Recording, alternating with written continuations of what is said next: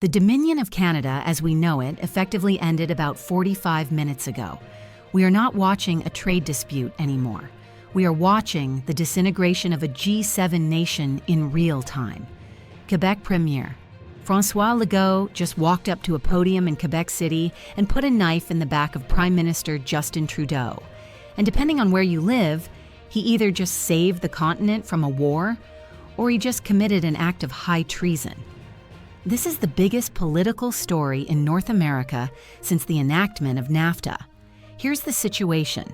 Justin Trudeau ordered a review of electricity exports, a veiled threat to black out New York to punish Trump for his tariffs. Trump responded by threatening to invade and secure the dams. And now, Quebec, the province that actually owns those dams, has said no. They have defied the Prime Minister. They have sided with the American president. And they have shattered the united front that Canada needed to survive this economic war. I'm going to walk you through exactly what Legault said, the secret back-channel negotiations that led to this moment, and why Justin Trudeau is now effectively a prime minister in name only. But real quick before we dive in, let's be honest. The mainstream media in English Canada is going to paint Legault as a villain. The media in the US is going to paint him as a hero. Neither is telling you the full truth about the money and the power dynamics at play here.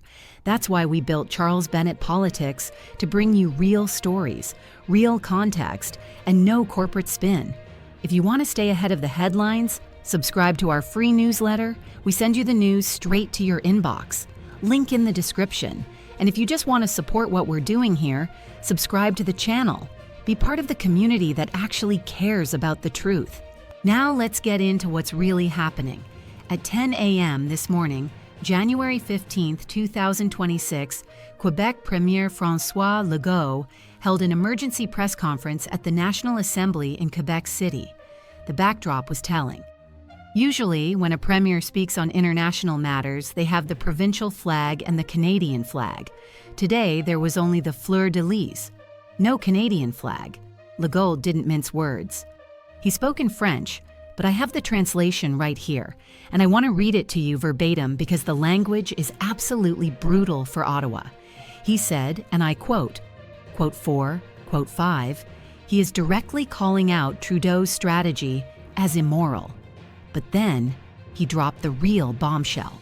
He continued, I have instructed the CEO of Hydro-Quebec to guarantee supply to all American partners.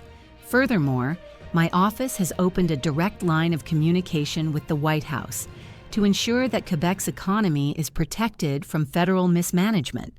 Opened a direct line of communication with the White House. Do you understand what that means? Under the Canadian Constitution, the federal government is supposed to handle foreign policy. Provinces aren't supposed to cut side deals with foreign presidents. Legault just declared that Quebec has its own foreign policy. He looked at the map. He saw the 10th Mountain Division at Fort Drum getting ready to, quote, aid his dams. He saw Trump's tariffs destroying the Canadian dollar, and he made a calculation. Trudeau is sinking. I'm not going to let Quebec sink with him. This is classic divide and conquer, and Donald Trump is the master of it. We are now receiving reports from sources within the Trump transition team and confirmed by Fox News that a deal in principle was reached late last night between Legault's envoys and Trump's trade representative. The deal is rumored to be this. Quebec guarantees the electricity stays on. In exchange, Quebec aluminum and hydro exports get a national security exemption from the 25% tariffs. If this is true, Quebec just got a life raft, while Ontario and Alberta are still drowning. Now, let's look at the reaction in Ottawa. Complete and total panic.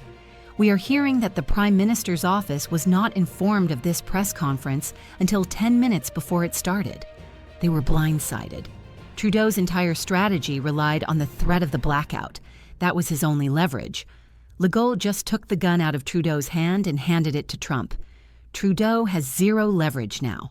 None.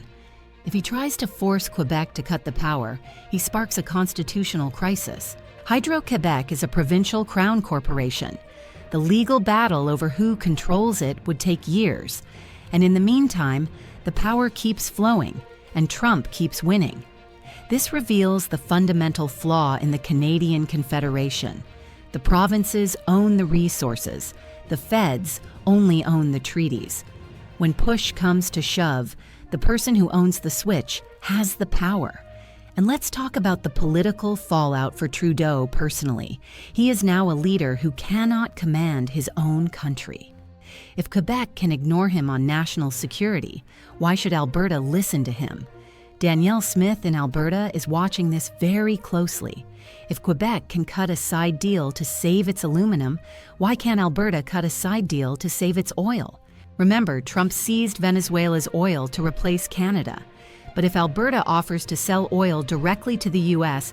outside of federal jurisdiction, maybe offering to build pipelines that Ottawa blocked, Trump might take that deal. We are looking at the 13 of Canada. The central government is becoming irrelevant as the regions scramble to save themselves from the American giant. And it gets worse for the, quote, 14. Just hours after Legault's speech, the governor of New York, Kathy Hochul, tweeted, "Thank you to Premier Legault for his leadership and friendship. New York stands with Quebec." She didn't say, quote, 16.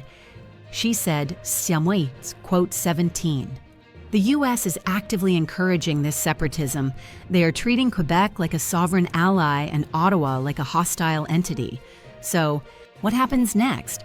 Trudeau has to respond. But what can he do? If he punishes Quebec, maybe by withholding federal transfer payments, he guarantees that the separatist movement in Quebec reignites. He could be the Prime Minister who actually breaks up the country. If he does nothing, he admits he is powerless. The rumors of his resignation are hitting fever pitch. We talked about Mark Carney taking over in a previous video. Well, the betting odds on that just skyrocketed. But even if Carney takes over, the damage is done. The precedent is set.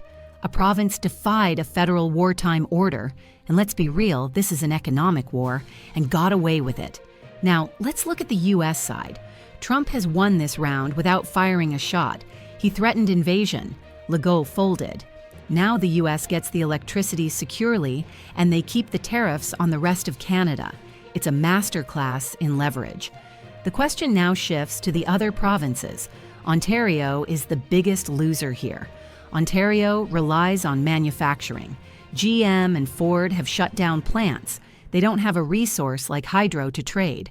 Ontario is stuck with Ottawa. But British Columbia, they have the Columbia River Treaty. Does Premier Eby follow Legault's lead and cut a deal to save BC lumber? This is the unraveling. And for the regular citizens watching this, if you are in Quebec, you probably feel a sense of relief.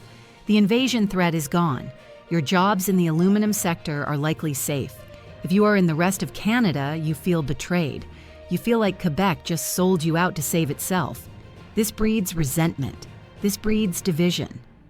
Canada has always been a fragile alliance of regions that don't really like each other, held together by a shared desire not to be American. Trump just proved that when the pressure gets high enough, that desire disappears. This story is far from over. We are waiting to see if Trudeau calls an emergency meeting of the premiers. If he does, expect a shouting match. We are also waiting for the official White House statement confirming the exemption for Quebec. Once that paper is signed, the deal is sealed. If this analysis helped you understand what's going on, hit that subscribe button. I cover these stories every single day, and trust me, you don't want to miss